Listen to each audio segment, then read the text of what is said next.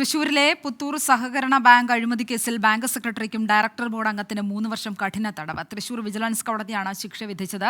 ഇരുവരും 3,30,000 രൂപ പിഴയടയ്ക്കണമെന്നും ഉത്തരവ്. നിക്ഷേപകർക്ക് ബാഗുകൾ വിതരണം ചെയ്യാനെന്ന പേരിൽ ബാങ്കിൽ നിന്നും പണം തട്ടിയെടുത്ത കേസിലാണ് ശിക്ഷ.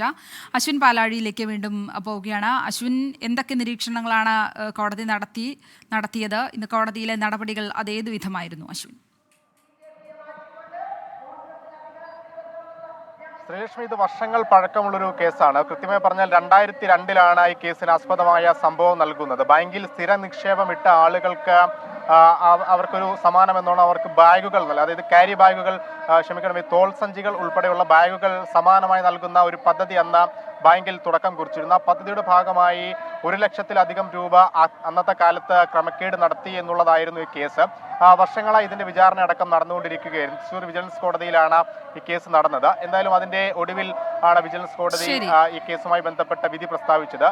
അന്നത്തെ ഈ രണ്ടുപേർക്ക് അശ്വിൻ പാലാഴി വിവരങ്ങൾ നൽകിയത്. ലോകത്തെവിടെയായാലും ഏത് സമയത്തും 24 വാർത്തകളും ഓഗ്മെന്റഡ് റിയാലിറ്റി പാക്കേജുകളും എക്സ്പ്ലെയിനറുകളും വിശദമായി കാണാൻ ഞങ്ങളുടെ യൂട്യൂബ് ചാനൽ നിങ്ങൾക്ക് സബ്സ്ക്രൈബ് ചെയ്യാം.